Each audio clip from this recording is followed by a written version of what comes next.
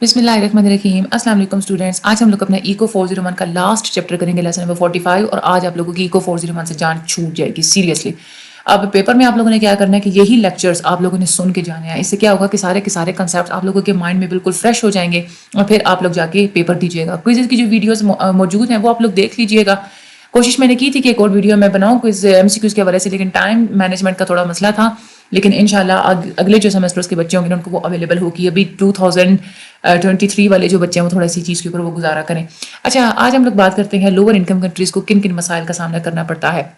ہماری پوری دنیا کی جتنی بھی پاپولیشن ہے نا, اس میں سے 1/4 پاپولیشن ایسی ہے کہ جو پوری دنیا کے 3/4 ریسورسز کو کنزیوم کر رہی ہے. یہاں سے آپ لوگ اندازہ لگا لیں. اور جو بہت زیادہ غریب ممالک ہوتے ہیں نا, ان کی پر کیپٹا انکم ایک سال کی $330 ہوتی ہے. لیکن جو ہائی انکم کنٹریز ہوتی ہیں ان کی 70 گنا زیادہ ہوتی ہے, $24,000 جو ہے نا وہ رچ کنٹریز کی انکم ہوتی ہے. اب یہاں پہ تھیوریز بتائی ہوئی ہیں کچھ کہ لو انکم کنٹریز جو ہوتی ہیں نا ان کو کون کون سی بیچاروں کو پرابلمس ہوتی ہیں. تو یہ بہت زیادہ امپورٹنٹ ہے. ان میں ہم لوگ تھیوریز کو پہلے اسٹڈی کریں گے. اچھا, اس کے بعد ہم لوگ بات کریں گے کہ ان کی ڈیولپمنٹ کے لیے کیا کیا اسٹریٹجیز ہو سکتی ہیں. سب سے پہلے ہم لوگ ان تھیوریز کی بات کرتے ہیں. سب سے پہلی تھیوری ہے poverty trap theories. Poverty trap theory یہ کہتی ہیں کہ جتنی بھی تھرڈ ورلڈ کنٹریز ہیں نا, یعنی کہ جو بہت زیادہ غریب ممالک ہوتے ہیں, ان کے ہاں جتنی بھی غربت ہوتی ہے نا وہ دو چیزوں کے گیپ کی وجہ سے ہوتی ہے. ٹوئن گیپس کی وجہ سے ہوتی ہے. ٹوئن گیپس وہ کون سے ہوتے ہیں؟ ایک تو ان کے فورن ایکسچینج کا گیپ ہوتا ہے. فورن ایکسچینج کا گیپ ایسے ہوتا ہے کہ ان کی ایکسپورٹس ایک تو کم ہوتی ہیں اور امپورٹس ان کی زیادہ ہوتی ہیں. اور یہاں پہ زیادہ بے ایمانی کون کر جاتے ہیں؟ ہائی انکم کنٹریز والے. جیسے میں ہم لوگ پچھلے لیکچر میں پڑھ چکے ہیں نا کہ ہائی انکم کنٹریز کیا کرتی ہیں, اپنی چیزیں تو ایکسپورٹ کر دیتی ہے دوسرے ممالک میں, لیکن ہوتا کیا ہے کہ جو لو انکم کنٹریز ہوتے ہیں نا ان کی ہاتھ سے بنی ہوئی چیزیں اپنے ممالک میں آنے نہیں دیتی. یہی وجہ ہے کہ ایسی جو کنٹریز ہوتی ہیں ان کی ایکسپورٹس کم ہوتی ہیں اور امپورٹ زیادہ ہوتی ہیں. دوسرا ان بیچاروں کے ساتھ جو ایک اور مسئلہ ہوتا ہے نا وہ سیونگز گیپ ہوتا ہے. یعنی کہ ان کے لوگ سیونگز ایک تو کم کرتے ہیں, انویسٹمنٹ سے بھی جو ہے نا وہ کام کرتے ہیں سیونگز وغیرہ. اس وجہ سے کیا ہوتا ہے کہ لو انکم کنٹریز کی جو اکانومیز ہوتی ہیں ان کا ایک سائیکل چلتا رہتا ہے. لو سیونگز ہیں, ٹھیک ہے, لو سیونگز کی وجہ سے انویسٹمنٹ جو ہے وہ کم ہوگی. انویسٹمنٹ کیونکہ کم ہوتی ہے تو پروڈکٹیوٹی ہمارے ہاں موجود نہیں ہوگی. پروڈکٹیوٹی اگر کم ہوگی تو لو پر کیپٹا گروتھ جو ہے وہ کم ہوگی. اب پر کیپٹا گروتھ کم ہونے کی وجہ سے مزید سیونگز کم ہو جائیں گی, اس کی وجہ سے مزید انویسٹمنٹ کم ہو جائے گی. تو یہ ایک پورا جو سائیکل ہے نا یہ چلتا رہتا ہے, اور یہ ایک پوری اس غربت کے ٹریپ کے اندر یہ بیچارے لو انکم کنٹریز کے لوگ پھنسے رہتے ہیں. دوسری جو ایک اور تھیوری ہے نا ان کو ایکسپلین کرنے کی, that is a Prebisch Singer hypothesis. Prebisch Singer hypothesis یہ کہتے ہیں کہ رچ اور پور کنٹریز کے درمیان جو ایک وجہ ہوتی ہے نا, ایک تو یہ ہوتی ہے کہ ٹریڈ کا سٹرکچر نہیں ٹھیک. یہ تو ہم لوگ پہلے بھی بات کر چکے ہیں کہ جو لو انکم کنٹریز ہوتی ہیں نا وہ بیچاری اسٹک ہو کے رہ جاتی ہیں کہ صرف پرائمری پروڈکٹس کو ہی پروڈیوس کرتی رہتی ہیں.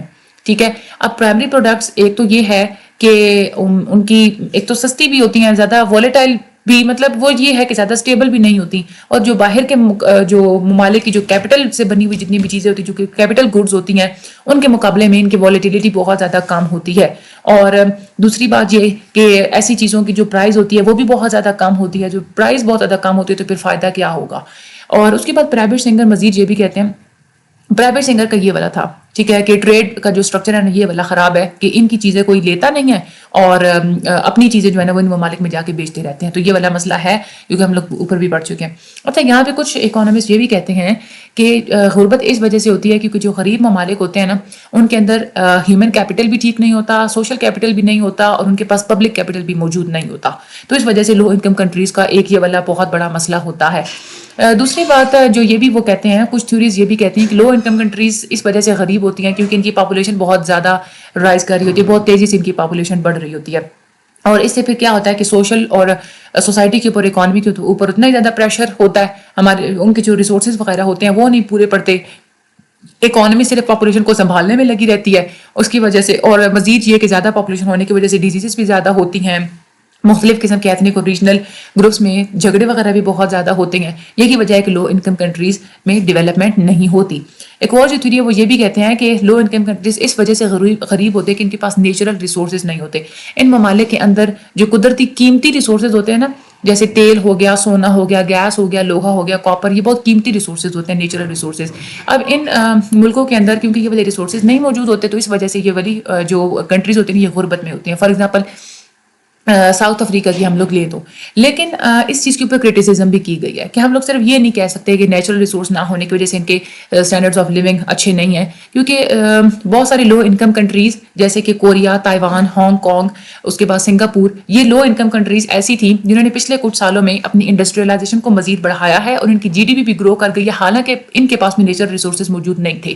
ٹھیک ہے, یہ سیم سچویشن جاپان اور یورپین کنٹریز کے ساتھ بھی ان کے پاس بھی نیچرل ریسورسز اتنے کچھ زیادہ موجود نہیں ہوتے, لیکن پھر بھی ان کی جو ہوتی ہے گروتھ وغیرہ اور انڈسٹریلائزیشن وہ بہت زیادہ ہوتی ہے. اچھا, یہاں پہ تو ہم لوگوں نے یہ بات کی تھی کہ لو انکم کنٹریز کے کیا کیا مسائل ہوتے ہیں, لیکن آخر ہم لو انکم کنٹریز میں ڈیولپمنٹ کیسے کروا سکتے ہیں, آخر ڈیولپمنٹ اسٹریٹجیز کیا کیا ہونی چاہیے. تو 3 طرح کی اسٹریٹجیز ہیں جو کہ ہمیں ایسی سچویشن کے لیے اڈاپٹ کرنی چاہیے. سب سے پہلے یہ ہے کہ ہم لوگ ٹریڈ کے تھرو ان کی جو ہے نا لو انکم کنٹری کی ڈیولپمنٹ ہو سکتی ہے. 1970s تک یہی سوچا جاتا تھا کہ لو انکم کنٹریز کو ایسی انڈسٹریز ڈیولپ کرنے کی ضرورت ہے جو کہ امپورٹ کمپیٹنگ ہوں, یعنی کہ امپورٹ سبسٹیٹیوٹنگ انڈسٹریلائزیشن, جو کہ ہم لوگ پہلے بھی ایک لیسن میں پڑھ چکے ہیں کہ ایسی انڈسٹریز لگائیں کہ لوگوں کو باہر کے ممالک سے امپورٹ کرنے کی ضرورت ہی نہ پڑے. ہمارے جتنے بھی لوگ ہیں وہ پھر کیا ہوگا کہ وہ امپورٹ کے اوپر ڈیپینڈ نہیں کریں گے, بلکہ اپنے ملک کے اندر کی جو چیزیں ہوں گی نا وہی استعمال کریں گے. تو ابھی جو چیزیں آپ کے ملک میں اویلیبل نہیں ہیں اور لوگ باہر کے ممالک سے منگوا رہے ہیں, تو وہ والی چیزیں ساری آپ لوگ اپنے ملک میں جو ہے وہ پروڈیوس کریں. اس سے کیا ہوگا کہ سیلف سفیشینسی بھی آئے گی, وہ پورا جو ملک ہے وہ خود مختار بھی ہوگا, اور اس طرح سے فورن ایکسچینج بھی ہمارے ٹھیک ہو جائے گا, کیونکہ امپورٹس کم ہو جائیں گے تو حالات زیادہ بہتر ہو جائیں گے. یہ والا جو ماڈل ہے نا, ساؤتھ ایشیا, افریقہ اور کچھ لیٹن امریکہ کچھ کنٹریز نے اس سارے سیناریو کو فالو کیا تھا, لیکن ریزلٹس کچھ زیادہ اچھے نہیں ملے. کیوں نہیں ملے اچھے؟ کیونکہ یہ ہے کہ نیشنلائزیشن پالیسیز کی وجہ سے امپورٹ سبسڈی انڈسٹریز ہمارے ملک میں ہمارے کیا لو انکم کنٹریز کے ممالک میں زیادہ افیکٹو نہیں ہے.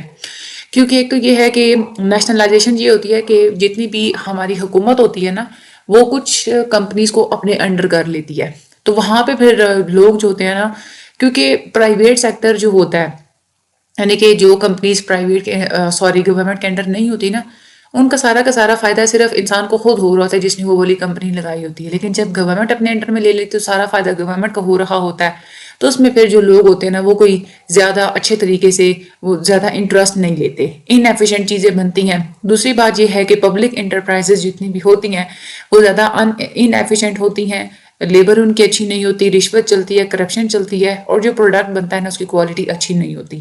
دوسری بات یہ ہے کہ جتنی بھی سیونگز ہم لوگ ایکسپیکٹ کر رہے ہوتے ہیں نا, یعنی کہ امپورٹس ختم ہو جائیں گی تو ہمیں جو سیونگز ملیں گی تو اس طریقے سے ہمارے جو ہے نا وہ حالات زیادہ بہتر ہو جائیں گے. اس کا بھی کچھ ہمیں زیادہ فائدہ دیکھنے کو نہیں ملتا, کیونکہ امپورٹ تو ابھی کی ابھی وہیں پہ ہی کھڑی ہے. اس میں کیا ہے کہ ہمارے ملک اتنے زیادہ پروڈکٹس ہی اچھے نہیں ہیں کہ لوگ باہر کی امپورٹس نہ کریں. ٹھیک ہے, تو ہائی امپورٹس کی وجہ سے پھر کیا ہوتا ہے کہ ہمارے کرنٹ اکاؤنٹ خسارے میں چلے جاتے ہیں کسی بھی ملک کے, اور بیلنس آف پیمنٹ جیسے پرابلمس وغیرہ ہوتے ہیں. جو ایسٹ ایشین جو ماڈل ہے نا, یعنی کہ جو ہم لوگ کہتے ہیں کہ Korea, Indonesia, Taiwan, Hong Kong, Singapore, یہ والے جتنے بھی ممالک ہیں انہوں نے اتنی زیادہ ترقی کیوں کی ہے؟ انہوں نے اس وجہ سے کی ہے کیونکہ انہوں نے اپنی پروڈکشن لوکل مارکیٹ کے لیے نہیں رکھی. یعنی کہ انہوں نے یہ نہیں سوچا کہ ہم لوگ صرف امپورٹس والی جو چیزیں ہیں وہی اپنے ملک میں ہم لوگ بنائیں, بلکہ انہوں نے اپنی پروڈکشن کی تھی انٹرنیشنل مارکیٹ کے لیے, کہ یہ کہتے تھے کہ ہم نے فورن لیول پہ دوسرے پروڈیوسر کے ساتھ ہم لوگوں نے کمپیٹ کرنا ہے. اس کی وجہ سے انہوں نے شروع دن سے ہی فوکس رکھا تھا پروڈکٹیو ایفیشینسی کے اوپر, کہ ہم نے ایک ایسی چیز بنانی ہے کہ ہمارے اپنے ملک کی چیز بہترین ہو, باہر کے ممالک ہماری چیز کو منگوائیں. ٹھیک ہے, اور دوسری بات یہ ہے کہ یہ بہت زیادہ تعریف پروڈکشن کے اوپر بھی انہوں نے ریلائی نہیں کیا تھا کہ ٹیکس لگے تو ہمارے جو ڈومیسٹک سیکٹر ہے اس کو کوئی پروٹیکشن وغیرہ ملے. انہوں نے زیادہ اپنی پروڈکٹیو ایفیشنسی انہوں نے بہتر کی تھی, یہی وجہ ہے کہ ان کی گروتھ جو ہے نا وہ بہت زیادہ ہوئی تھی. لیکن ایسٹ ایشین ماڈل جو یہ سارا ہے کہ اس میں ہمیں امپورٹ سبسٹیٹیوٹنگ پروڈکٹس کے اوپر زیادہ غور نہیں کرنا چاہیے, بلکہ جو فورن لیول پہ جو کمپیٹنگ پروڈکٹس ہوتے ہیں نا وہ ہمیں بنانے چاہیے. اس کے اوپر کچھ کرٹیسزم بھی کی گئی ہے. کرٹیسزم اس طرح سے کی گئی ہے کہ یہ جتنے بھی ممالک ہیں نا, ایک طرف تو یہ سپورٹ کرتے ہیں کہ فری ٹریڈ ہونی چاہیے انٹرنیشنلی, کہ یہ والے جو ممالک ہوتے ہیں نا بالکل فریلی کسی بھی ملک میں اپنی ایکسپورٹ یہ بھیجتے ہیں. لیکن یہ کیا کرتے ہیں کہ باہر کے جو لو انکم کنٹریز ہوتے ہیں نا وہاں سے جو چیزیں آنی ہوتی ہیں اس کے اوپر یہ کوٹاس لگا دیتے ہیں، ریسٹرکشنز لگا لیتے ہیں، ٹیکسز لگا دیتے ہیں. تو اس وجہ سے جو پور کنٹریز ہوتے ہیں نا ان کا پروڈکٹ ان کے ملک میں جا کے نہیں بک سکتا. ٹھیک ہے، اپنا یہ پروڈکٹ دوسرے کے ممالک میں بھیج دیتی ہیں لیکن پور ممالک کا جو پروڈکٹ ہے نا یہ اپنے ملک میں نہیں آنے دیتی.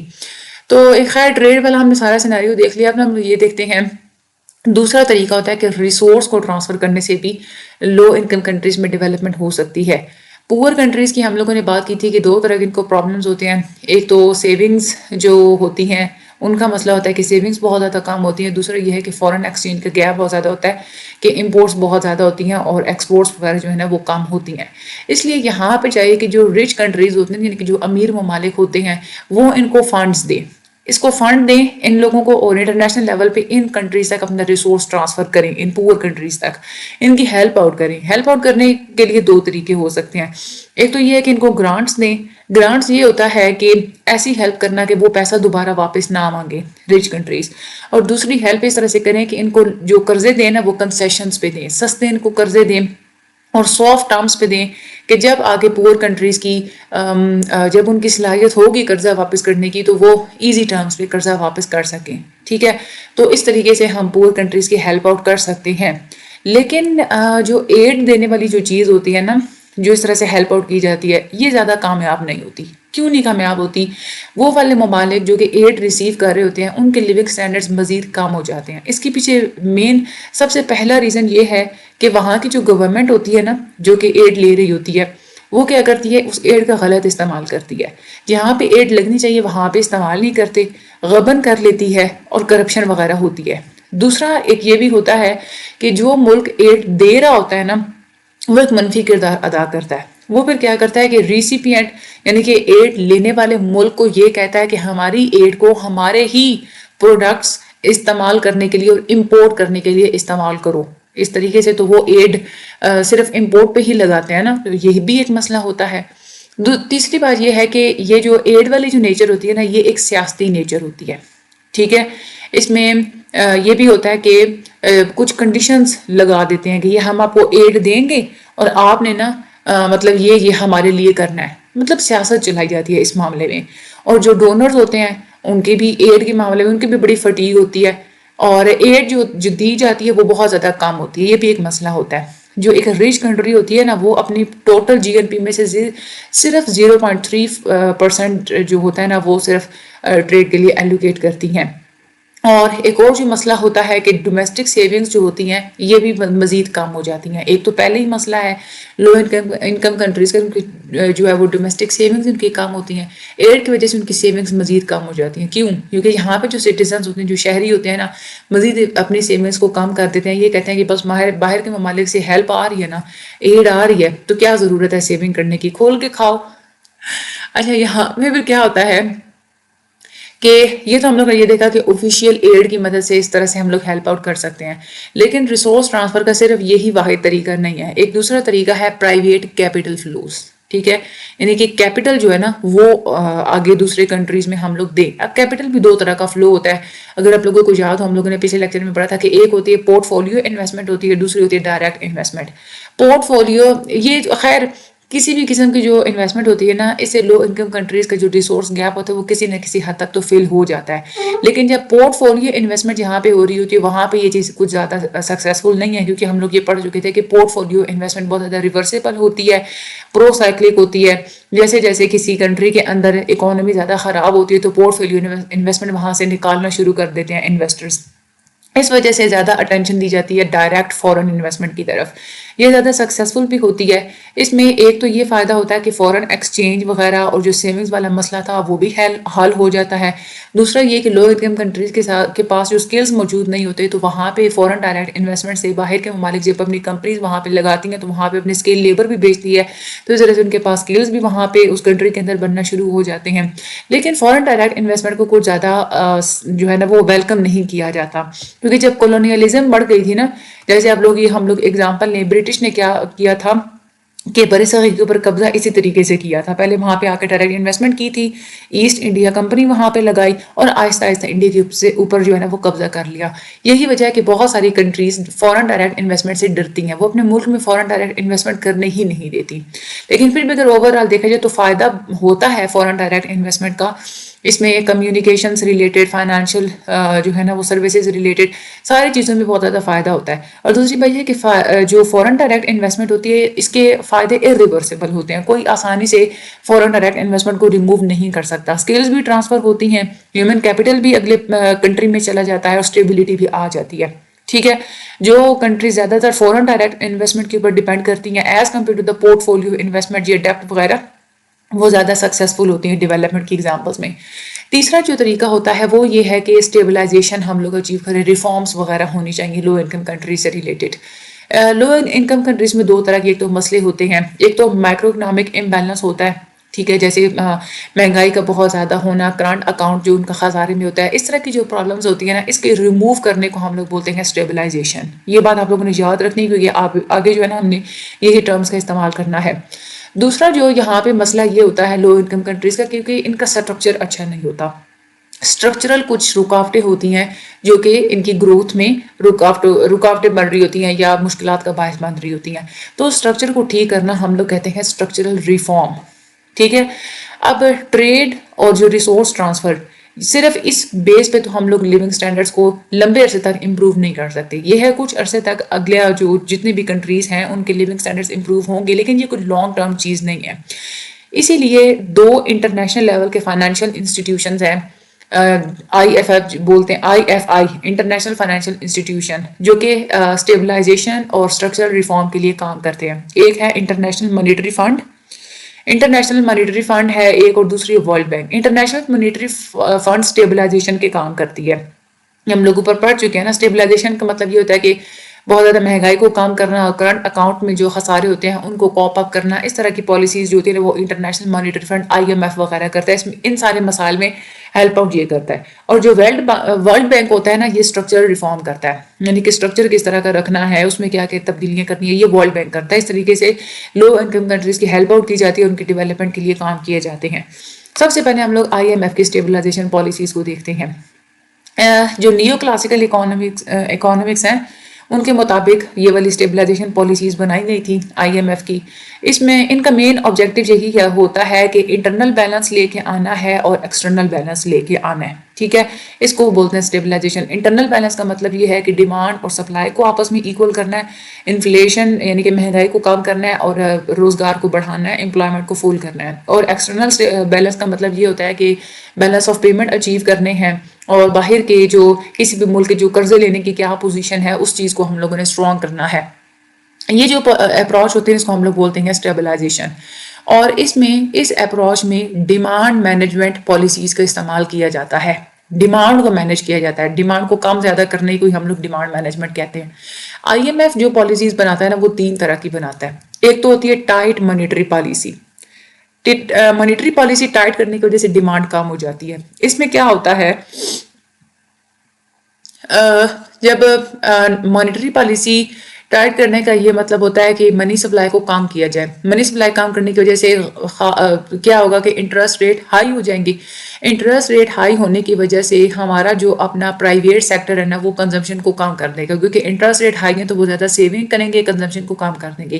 تو ایک تو مسئلہ ادھر ہی سالو ہو گیا کہ سیونگ بڑھ گئی, کیونکہ لو انکم کنٹریز کا یہی مسئلہ ہوتا ہے نا, کیونکہ سیونگ کم ہوتی ہے تو سیونگ اب بڑھ گئی, یہ مسئلہ حل ہو گیا. دوسری طرف اگر دیکھا جائے تو انٹرسٹ ریٹ کے ہائی ہونے کی وجہ سے تھوڑی سی انویسٹمنٹ جو ہے وہ بھی کام آتی ہے, جو مہنگائی ہوتی ہے وہ بھی تھوڑی کام ہو جاتی ہے, اور ڈومیسٹک سیونگ جو ہے نا وہ زیادہ بڑھ جاتی ہیں. اب ہائی انٹرسٹ ریٹ جتنا زیادہ ہوتا ہے اس کا دوسرا فائدہ یہ بھی ہوتا ہے کہ باہر کے ممالک کیا کریں گے, اپنا کیپٹل اس ملک میں آ کے ڈالیں گے, کیونکہ یہاں پہ انٹرسٹ ریٹ زیادہ ہے, تو ایکسٹرنل بیلنس جو ہے کیپٹل اکاؤنٹ کے تھرو وہ بھی اچیو کر سکیں گے. اسی طرح سے I M F tight fiscal policy کا بھی استعمال کرتا ہے. یہ بھی ہوتی ہے ڈیمانڈ ریڈیوسنگ. اس کا مطلب یہ ہوتا ہے کہ ٹائٹ فسکل پالیسی کا کیا مطلب ہے, فزیکل پالیسی ایک ہوتی ہے نا ایکسپینڈ کرنے کا مطلب یہ ہوتا ہے کہ گورنمنٹ اسپینڈنگ بڑھا دیتی ہے. ٹائٹ فزیکل پالیسی کا مطلب یہ ہے کہ گورنمنٹ اسپینڈنگ کم کر دیتی ہے, ٹیکس زیادہ بڑھا دیتی ہے. اس کا ایک تو یہ ہوتا ہے کہ ملک کے ریونیوز ایک تو زیادہ کریٹ ہوں گے, ٹیکس کیونکہ زیادہ ہے, ٹھیک ہے. اور دوسری بات یہ ہے کہ جو سبسڈیز کے اوپر جتنے اخراجات تھے, پبلک سیکٹر کی کارپوریشن کے اوپر جتنے بھی اخراجات ہیں وہ بھی کم ہو جاتے ہیں, اور اس طرح سے جو ڈیمانڈ ہوتی ہے وہ بھی کم ہو جاتی ہے. اور گورنمنٹ کی جو بارونگ کی جو ریکوائرمنٹس وغیرہ ہوتی ہیں گورنمنٹ کے, وہ بھی جو ہے نا ریکوائرمنٹس وغیرہ وہ بھی پوری ہو جاتی ہیں, کیونکہ پہلی بات تو یہ ہے کہ گورنمنٹ کو بورو کرنے کی ضرورت ہی نہیں پڑے گی. اگر ضرورت پڑتی بھی ہے تو بھی وہ آسانی سے قرضے وغیرہ جو ہے نا وہ لے لیتی ہے. تیسرے مطلب ایک یہ بھی چیز ہوتی ہے کہ ٹائٹ فزیکل پالیسی کے تھرو بھی تھوڑے پرابلم جو ہے نا وہ سالو ہو جاتے ہیں. ایک اور تیسرا جو IMF ایک اور طریقہ استعمال کرتی ہے نا وہ ہوتی ہے ڈی ویلیویشن. ڈی ویلیویشن سے یہ ہوتا ہے کہ ایک جو ملک ہے نا اس کی کرنسی ڈاؤن چلی جاتی ہے تو اس کے مقابلے میں جو باہر کے ممالک ہیں نا ان کی کرنسی اپ ہو جاتی ہے. اپ ہو جانے کی وجہ سے کیا ہوتا ہے کہ امپورٹس مہنگی لگنا شروع ہو جاتی ہیں, ٹھیک ہے. اور ہماری جو اپنے ملک کی جو چیزیں ہیں نا وہ دوسرے ممالک کے لیے سستی ہیں, دوسرے ممالک کی چیزیں ہمارے ملک کے لیے مہنگی ہیں.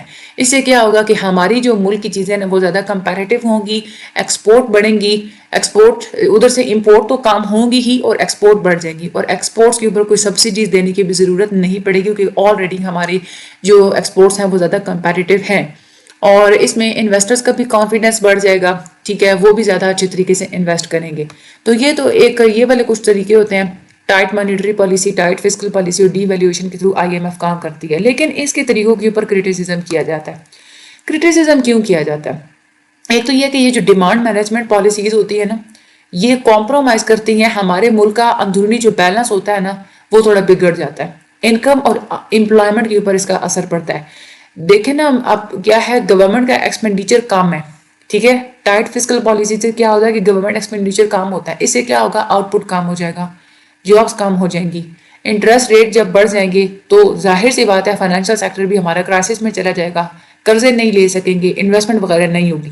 دوسرا IMF کیا کرتا ہے, ڈی ویلیویشن کا کہتا ہے. ڈی ویلیویشن سے کیا ہوگا, امپورٹس کی ٹھیک ہے کہ امپورٹس کی پرائس بڑھ گئی ہے, لیکن بعض دفعہ ایسا ہوتا ہے کہ ہمارے ملک کے اندر بہت ساری ایسی کمپنیز ہوتی ہیں جو کہ پروڈکشن کرتی ہیں, باہر کے ممالک سے را مٹیریل منگواتی ہیں, تو ان کو را مٹیریل مہنگا پڑے گا تو پروڈکشن کم ہو جائے گی. ڈی ویلیویشن سے پھر کیا ہوگا کہ مہنگائی بھی بڑھ جاتی ہے, ٹھیک ہے. تو یہ کچھ چیزیں ہوتی ہیں, یہ والے اس کے کچھ نقصانات ہوتے ہیں. اس کے بعد ڈیمانڈ ریڈکشن پالیسیز جو بھی ہوتی ہیں, کیونکہ یہ والی ساری ڈیمانڈ ریڈکشن پالیسیز ہیں نا, تینوں طرح سے ہماری ڈیمانڈ جو ہے وہ ریڈیوس ہو رہی ہے.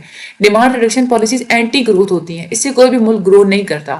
ٹیکس بڑھ جاتے ہیں, ٹھیک ہے. ٹیکس بڑھنے کی وجہ سے ہمارا جو پروڈکٹیو سیکٹر ہوتا ہے وہ ٹھیک طریقے سے کام نہیں کرے گا, کیونکہ ان کے اوپر بھی ٹیکس لگنا شروع ہو جائے گا, اور ٹیکس کی وجہ سے ہمارے بہت زیادہ اور بھی ڈیفیکلٹیز وغیرہ ہوں گی. زیادہ تر جو ٹیکس پیئرز ہیں, جو کہ لوگ ٹیکس دیتے ہیں, ان کے اوپر برڈن بہت زیادہ بڑھ جائے گا. ادھر سے گورنمنٹ ایکسپینڈیچر بھی نہیں ہے, اور گورنمنٹ جو ہے ہمارے انفراسٹرکچر کے اوپر, ایجوکیشن کے اوپر, ہیلتھ کے اوپر وہ ادھر سے اسپینڈ ہی نہیں کر رہا. انٹرسٹ ریٹ بھی بہت زیادہ ہے, تو اس سے پرائیویٹ انویسٹمنٹ بھی ڈسکریج ہو جائیں گے, تو گروتھ کیا خاک ہونی ہے. اور سب سے زیادہ آخری بات, جو آخری نقصان ہوتا ہے نا, کہ ہمارے جو غریب لوگ ہوتے ہیں وہ بہت زیادہ ہارٹ ہوتے ہیں اسٹیبلائزیشن کی وجہ سے, کیونکہ ایکسپینڈیچر جب بھی گورنمنٹ کا کام ہوتا ہے تو سب سے زیادہ سفر ہمارے ملک کے غریب لوگ کرتے ہیں. ہیلتھ سے ریلیٹڈ, ایجوکیشن سے ریلیٹڈ, فرٹیلائزر سے ریلیٹڈ جتنی بھی سبسڈیز ہیں وہ ان بیچاروں کی ختم ہو جائیں گی. اس سے کیا ہوگا کہ پولیٹیکل انسٹیبلٹی بھی پیدا ہوگی. لوگ اس گورنمنٹ کے اوپر اعتماد ہی نہیں کریں گے جنہوں نے ساری گورنمنٹ اسپینڈنگ ہی نہیں کر رہی. لوگ تو اس گورنمنٹ کو اعلان تان کریں گے نا کہ یہ کس قسم کی گورنمنٹ ہے, ٹیکس بڑھا دی ہے, مہنگائی کر دی ہے, انٹرسٹ ریٹ اوپر سے بڑھ گیا, یہ سب کچھ ہو گیا. تو اس سے کیا ہوگا, اکانومی جو ہے نا وہ ہماری پھر اگر اسٹیبل ہو بھی جاتی ہے تو گورنمنٹ جو ہوتی ہے نا وہ اپنا اعتماد کھو دیتی ہے, ٹھیک ہے. گورنمنٹ کے اوپر بہت زیادہ ایک برا پھر جو ہے نا وہ ایک ٹیگ لگ جاتا ہے. تو IMF کے یہ طریقے ہوتے ہیں. اس میں جو اس پورے لیکچر میں جو امپورٹنٹ چیز میں آپ کو اینڈ پہ بتاتی ہوں. اچھا, ورلڈ بینک کیا کرتا ہے؟ ورلڈ بینک نے بس اسٹرکچرل ریفارمس کرنی ہوتی ہیں. اس میں پرائزز کو لبرلائز کرنا, کہ لوگ اپنی مرضی سے پرائزز وغیرہ کو سیٹ کریں, سبسڈیز کو ریموو کرنا, ڈی ریگولیشن کرنا, یہ جو لائسنسنگ سسٹم ہوتا ہے نا اس کو ختم کرنا, جو اسٹیٹ اون انٹرپرائزز ہوتی ہیں یعنی کہ جو گورنمنٹ کے انڈر جتنی بھی کمپنیز وغیرہ ہوتی ہیں ان کو دوبارہ سے پرائیویٹ کر دینا، کیونکہ جتنی بھی اسٹیٹ اون انٹرپرائزز ہوتی ہیں وہ بہت زیادہ ان ایفیشینٹ ہوتی ہیں، کیونکہ ایک تو یہ ہے کہ اس میں سیاسی میدان میں سیاستی بہت زیادہ اس میں جو ہے نا وہ دخل اندازی ہوتی ہے اور کمپٹیشن بھی نہیں ہوتا، ٹھیک ہے، اور بھی بہت سارے غبن وغیرہ اور کرپشن وغیرہ اس کی وہ بھی سب کچھ ہوتا رہتا ہے۔ اچھا، اس کے بعد جو ورلڈ بینک ہوتا ہے نا یہ ٹریڈ لبرلائزیشن بھی پرووائڈ کرتا ہے، یعنی کہ ہوتا ہے نا کہ مختلف ممالک آپس میں کھول کے جتنی مرضی ٹریڈ کریں ان کو آزادی حاصل ہوتی ہے، فورن ڈائریکٹ انویسٹمنٹ کو بھی جو ہے وہ لبرلائز کر دیتا ہے، اس کا بھی ایک پھر فائدہ ہونا شروع ہو جاتا ہے۔ فائنینشیل لبرلائزیشن بھی ہوتی ہے کہ ممالک آپس میں فائنینشیل جتنی زیادہ جو ہے نا وہ آپس میں لین دین کریں۔ کیپٹل اکاؤنٹ لبرلائزیشن ہوتی ہے، اس میں کنٹرول نہیں، مطلب کہ کوئی ریسٹرکشن نہیں ہوتی کیپٹل فلوز کے اوپر، اس میں آزادی ہوتی ہے کہ کوئی جہاں پہ مرضی جا کے اپنا سرمایہ جو ہے نا وہ انویسٹ کرے، اور گورنمنٹ اور ایڈمنسٹریٹر سے ریلیٹڈ بھی مختلف قسم کی ریفارمز وغیرہ یہ بناتے ہیں، پبلک سروسز وغیرہ کو امپروو کرنا، ٹیکس ایڈمنسٹریشن کو زیادہ اسٹرینتھن کرنا، فسکل پالیسی کو ٹھیک کرنا، کرپشن کا جو ہے وہ خاتمہ کرنا، اوور امپلائمنٹ جو ہوتی ہے اس کو کام کرنا پبلک سیکٹر میں، یہ جو ساری چیزیں ہوتی ہیں نا یہ ورلڈ بینک کا کام ہوتا ہے۔ اچھا، اس کے بعد یہ جو آگے انہوں نے یہ ساری گپ چھوڑی ہوئی نا اس کو چھوڑ دیں ادھر، یہ والی ساری لیو اٹ، یہ نہیں آپ لوگوں نے کرنے، یہ آپ لوگوں نے کرنے کیا کیا میں آپ لوگوں کو بتاتی ہوں۔ ایک تو یہ ہے سب سے پہلے لو انکم کنٹریز کی یہ دو تھیوریز ہیں نا، یہ بہت امپورٹنٹ ہے، پاورٹی ٹریپ تھیوری اور پریبر سنگر ہیپوتھیسس، یہ دونوں آپ کے مین جو چیزیں ہیں نا یہ آپ کے مائنڈ میں ہونی چاہیے، ٹھیک ہے۔ اور ڈیولپمنٹ اسٹریٹجیز جو ہے نا، یہ جو ایک تھیوریز ہے نا یہ شارٹ میں زیادہ تر وہ پوچھتے ہیں، پاورٹی ٹریپ تھیوری بتائیں یا پریبر سنگر ہائپوتھیسس، یہ شارٹ کے حوالے سے بہت امپورٹنٹ ہے۔ اور ادھر سے جو ہے نا وہ لانگ میں پکا آپ کا کوسچن آتا ہے، یا تو آپ سے یہ پوچھتے ہیں کہ ٹریڈ کے تھرو لو انکم کنٹریز میں ہم لوگ ڈیولپمنٹ کیسے کر سکتے ہیں، آپ نے اپنی ورڈنگ میں سارا سیناریو بتا دینا ہے، یا پھر آپ لوگوں کا اس طریقے سے وہ کوسچن پوچھتے ہیں کہ ریسورس ٹرانسفر کے تھرو ہم لوگ لو انکم کنٹریز میں جو ہے نا وہ ڈیولپمنٹ کیسے کر سکتے ہیں، اس میں آپ لوگوں نے یہ والا جو کچھ آپ لوگوں نے سنا ہے نا یہ والا آپ لوگوں نے اپنی ورڈنگ میں بتا دینا ہے، ٹھیک ہے۔ اس کے بعد اسٹیبلائزیشن، یہ اسٹیبلائزیشن سے ریلیٹڈ آپ سے یہ کہیں گے کہ اسٹیبلائزیشن کے تھرو ڈیولپمنٹ کیسے ہوتی ہے، تو آپ لوگوں نے یہ آئی ایم ایف والا سارا لکھنا ہے، ٹھیک ہے۔ یہ جو آئی ایم ایف والا جو چکر ہے نا یہ سارا آپ لوگوں نے بتانا ہے کہ آئی ایم ایف یہ والی 3 طرح کی اسٹریٹجیز کو استعمال کرتی ہے، tight monetary policy, tight fiscal policy اور ڈی ویلیویشن، بہت زیادہ یہ امپورٹنٹ ہے، ٹھیک ہے۔ اور اس کے علاوہ آپ سے ایک کوسچن لانگ یہ بھی وہ آپ سے پوچھتے ہیں کہ لو انکم کنٹریز جو ہے نا، مطلب آئی ایم ایف کی جو پالیسیز ہوتی ہیں نا اس کے اوپر کرٹیسزم کیوں کی جاتی ہے، تو یہ 4 جو اس کے جو فیکٹرز ہیں نا لا کے حساب سے یہ بہت امپورٹنٹ ہے، کرٹیسزم، ٹھیک ہے، وہ اوپر جو پڑھا نا یہ والا طریقہ یہ بھی لا کے سب سے امپورٹنٹ ہے، اور یہ فیکٹرز یہ جو ہے نا کرٹیسزم والے یہ الگ سے امپورٹنٹ ہے۔ اور ورلڈ بینک کی یہ جو ہے نا اس طرح یہ جو میں نے ہائی لائٹ کی ہوئی ہے نا یہ بس آپ لوگوں کے مین پوائنٹ مائنڈ میں ہونے چاہیے، انہی پوائنٹس کو آپ لوگ اپنی ورڈنگ میں وہاں پہ ایلیبریٹ کر دینا، ٹھیک ہے۔ باقی سارے لیکچر کو ایک دفعہ ریڈ آؤٹ کیجیے گا۔ آج ہو چکا ہے آپ لوگوں کا کورس کمپلیٹ، انشاءاللہ نیکسٹ سیمسٹر میں بھی ہمارے ساتھ ہی رہیے گا، مجھے اپنی دعا میں ہمیشہ یاد رکھیے گا۔ اللہ تعالیٰ آپ سب لوگوں کو A+ گریڈ سے نوازے، میری تو A+ گریڈ سے نوازیں ہی، میری آپ لوگوں سے یہی آپ لوگوں کے بارے میں دعا ہے۔ مزید جتنے بھی لیکچرز آپ لوگوں کو چاہیے تو چینل کو ضرور فالو کریں اور دوسروں کو بھی ضرور آپ لوگ آگے شیئر بھی کیا کریں ویڈیوز کو، ٹھیک ہے۔ باقی مجھے اپنی دعا میں یاد رکھیے گا، اور جن لوگوں نے سبسکرائب نہیں کیا پلیز چینل کو ضرور سبسکرائب کر دیں، بہت ساری اپڈیٹس سے ریلیٹڈ مزید جو ہے نا آپ لوگوں کو ویڈیوز وغیرہ میں پرووائڈ کرتی رہوں گی انشاءاللہ، پوری آپ لوگوں کی ہول دا ڈگری تو، لیکن یہ والی جو ویڈیوز ہوتی ہیں نا وہ پھر آپ لوگوں کو پتہ تب بھی چلتا ہے جب آپ لوگوں نے چینل کو سبسکرائب کیا ہوا ہوتا ہے۔ یہ والی لیکچر والی ویڈیوز ہوتی ہیں یہ تو چلے پلے لسٹ میں آپ کو آ جاتی ہیں، لیکن باقی بھی جو اپڈیٹ سے ریلیٹڈ جو ویڈیوز ہوتی ہیں نا وہ پلے لسٹ میں نہیں ہوتی، تو وہ ویسے ہی آتی ہیں، جب اپنے چینل کو سبسکرائب کیا آپ کے پاس نوٹیفیکیشن آ جاتا ہے۔ ڈسکارڈ پہ لازمی جوائن کیجیے گا باقی، اور اپنا بہت سارا خیال رکھیے گا۔ Thank you so much and